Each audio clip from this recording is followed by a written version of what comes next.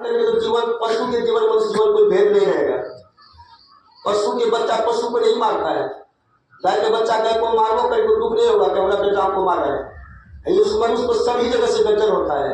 जिसके लिए मरता है वही पहले इसको मारता है, तब फिर परमात्मा को मार देता है। फिर जमराज की फिर काल की चोट खाता है जी। इस दुख को उठाने के लिए तैयार है, लेकिन जिस विचार को सुनने से भी दुख घटेगा उसको सुनने के लिए तैयार नहीं है। जिससे दुख बढ़ेगा उसको पकड़ने के लिए दिन रात मर रहा है। इंद्रिया शिथिल हो गई फिर भी पकड़ रहा है। जब छूटेगा तो फिर मिलेगा नहीं, मिलेगा फिर क्या? उसके पीछे कितना हम दीवाना हो गए। इस शरीर के पीछे, इस मुंह के पीछे, इस जी के पीछे दीवाना है। जो जी मांगता है वही देना शुरू करता है देर भर में। जो मुंह बोलने का वही बोलना शुरू कर देते हैं। जहां जो नहीं पकड़ने उसी को पकड़ते रहते हैं। जिसको जिधर नहीं चलने उधर चल रहे हैं, तो दुख बढ़ेगा कि घटेगा? उसी दुख से छुटने की निवृत्ति की मार्ग की चर्चा सभी महात्मा लोग करते हैं। जिस मार्ग पर चल करके जीव सभी दुखों से छूटेंगे उनकी भलाई होगी, उसको सुनने के लोग तैयार ही नहीं है। तो मरने के लिए तैयार होगा। जब एक दिन शरीर बोझ हो जाएगा, इंद्रियां शिथिल होगी, बेटा पोता नाती सभी के लिए ठोकर मिलेगा, तब भगवान को तो मरने की आशा रखेंगे।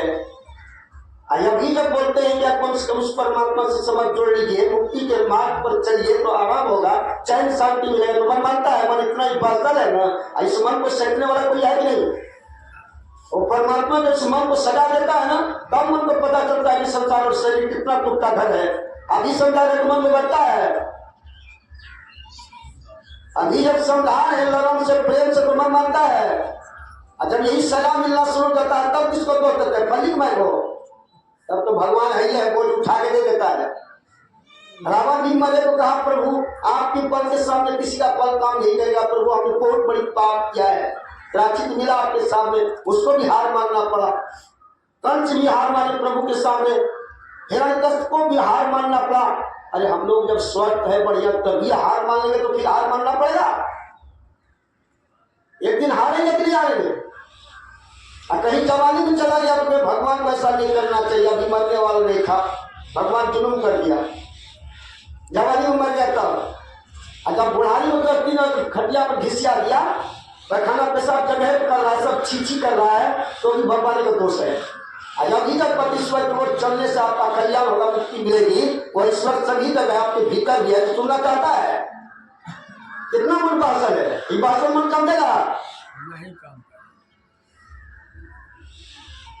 सत्संग के बीच में पलटू साहब का अपने मन को समझा लो। ये मन रावण है, ये मन दुर्योधन है, ये मन प्रेत है। मन कभी आत्मा के लिए सोचता है? मन अपना काम को बनाने में लगा रहता है। मन को शराब दो, मन को झूठ दो, मन को बेमारी दो, मन को केस दो, मन को मुकदमा दो, मन उसी में राजी रहेगा। उस मन को कहीं सब कुछ छोड़ो, ईश्वर का भजन करो, इसको शांति है, मन मानेगा। मना लीजिए सत्य के बीच में, तो मनाने वाला सरदार जो है ना वो बख्शेगा नहीं, कहीं भेज देगा। कुत्ता में भेज देगा तो ऊपर से डंडा दिलाएगा, जब तक नहीं तब मार खाएगा। यहाँ से भेज दिया कहीं मक्खी में मच्छर में तो भी दुख है, अगर भेज दिया स्वास्थ्य जी को तब क्या होगा? सो पड़िए। अगर इस जन्म में प्रभु से प्रेम करेंगे, क्या प्रभु आपको दुख मिटाने देंगे? जब प्रभु माँ के पेट में हमारा मदद क्या जन्मते पर मदद क्या माँ का दूध भेज दिया, जो 24 घंटा आपको रोशनी देता है, वो बोली दे रहा है, हम सो जाते आपको स्वाद देता है, क्या आपका नहीं सुनना चाहिए?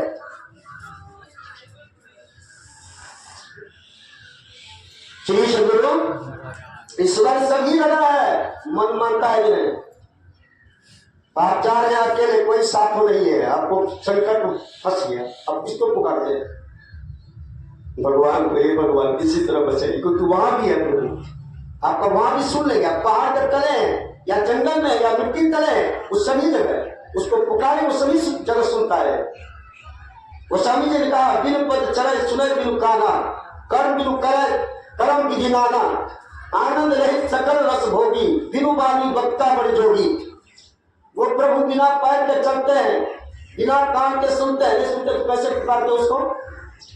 दुख में सुमरन सब करे, सुख में करेगा कोई, जो सुख में सुमरन करे तो दुख का है, तो दुख में प्रभु को पुकारते हैं, तो धन को दुख में भुला जाते हैं, तो पुत्र को भुला जाते हैं, तो पत्नी को भुला जाते हैं, तो पति को भुला जाते हैं, तो बाप दादा को भुला जाते हैं, तो संपत्ति को भुला जाते हैं? क्यों धन को दुख के समय भुला कर केवल ईश्वर में याद क्यों करते हैं? नहीं समझ रहे हैं क्या? इसलिए कि यह धन संपत्ति पुत्र आदि सब कोई दुख से मुक्त नहीं करेंगे। दुख से मुक्त करने की शक्ति है तो केवल ईश्वर में है। इसलिए दुख में सब आदमी ईश्वर को पुकारता है। तो अभी भी सोचना चाहिए कि हमको दुख से छूटने के लिए ईश्वर को पुकारना है, नहीं पकड़ना है ईश्वर को। कितना संकल्प तो रास्ता पकड़ा दिए, हमने पकड़ेंगे तो पकड़ाने वाला सरदार में चले रास्ता पकड़ा देगा, वहां पर नहीं चलेगा। और कहां किस रोड पर कहां चिपका देंगे पता नहीं चलेगा। इसलिए मन को समेट कर रखो। नहीं जो समेट करके नहीं रखा भगवान को समेट कर किस मोड़ पर पता नहीं चला। अच्छा समझा तो क्या करेंगे? भगवान हमको डांट दे दिया, भगवान क्या डांट? ये सत्संग वाला कितना सुंदर ढंग से